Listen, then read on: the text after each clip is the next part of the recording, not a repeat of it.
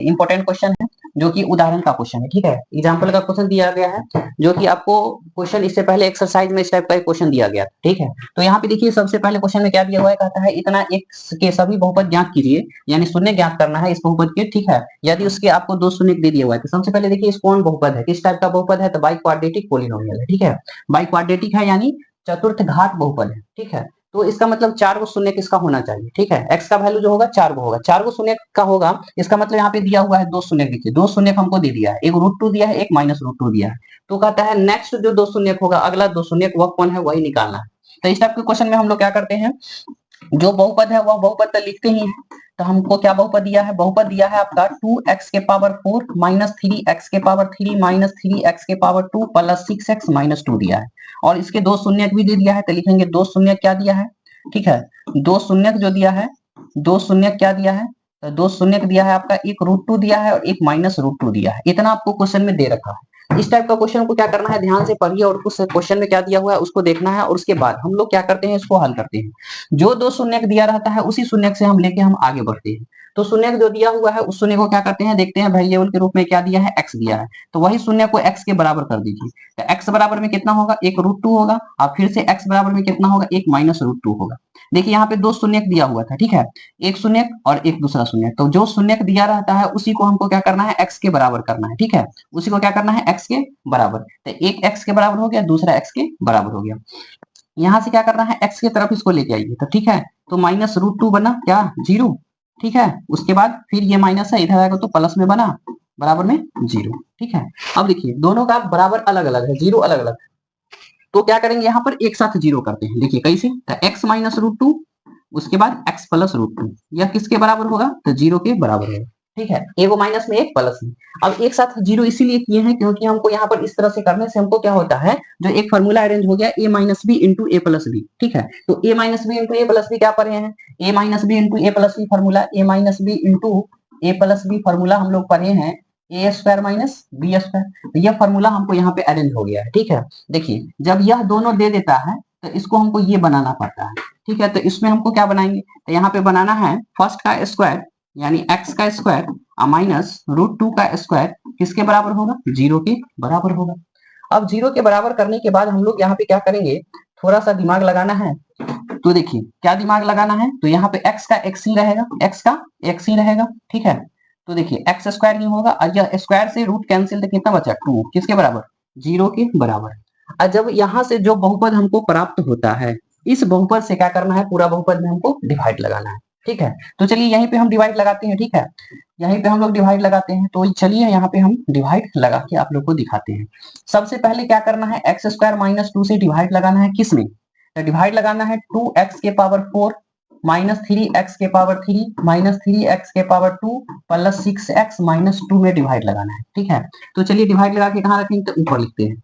वहां पे लिखने के लिए हम लोग देखिए x के पावर 2 x के पावर 4 लेना है, कितना में लेना है, x² में लेना है, 2 कटेगा क्या बचेगा, 2 बचेगा, यानी फाइनली 2x² बचा, तो लिखेंगे 2x²।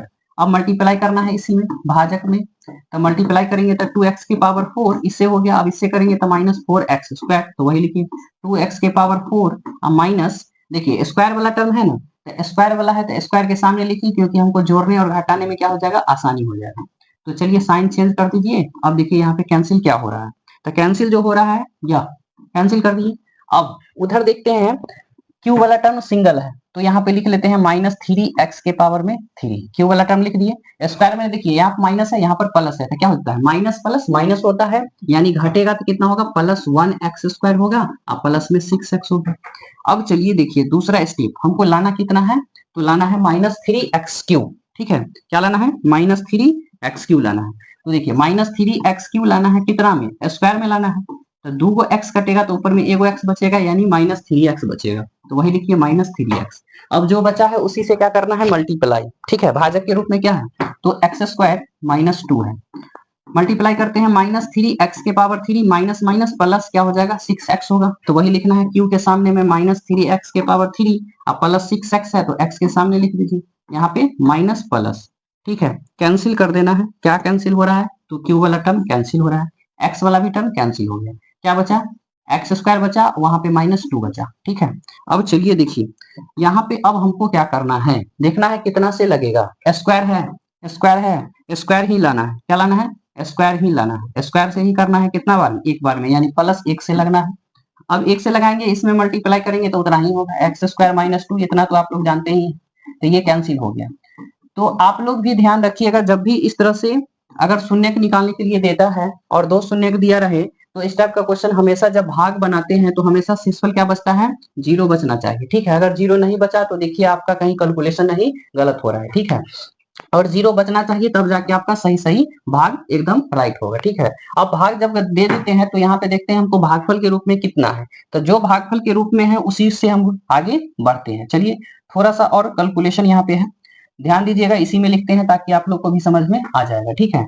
चलिए देखिए कितना है, यहाँ पे आपका जो शून्य बचा है, ठीक है, देखिए ये जो है आपका तैयार हुआ है यहाँ से, यानी जो शून्य हमको दिया हुआ है ये तो है, ये है, हमको जो भागफल है उसको आगे लेके चलिए, तो 2x स्क्वायर -3x + 1। अब इसको क्या करना है, फैक्टर तोड़ना है, तो देखिए फैक्टर तोड़ते हैं, 2x square -2x -x plus में 1, ठीक है। अब कॉमन बताइएगा कितना आएगा, 2x आएगा तो x -1, -1 कॉमन लेंगे तो x -1, यानी फाइनली x -1 और एक बचा 2x -1, यह क्या हुआ, फैक्टर हो गया। अब हमको शून्य निकालना है तो लिखेंगे, चूंकि शून्य के लिए 0 के बराबर करेंगे, शून्य के लिए, और इसको क्या करते हैं 0 के बराबर, x -1 बराबर 0 और 2x -1 बराबर 0, x बराबर क्या हो गया 1, और यहाँ से x का मान जो निकलेगा वह क्या निकलेगा 1/2।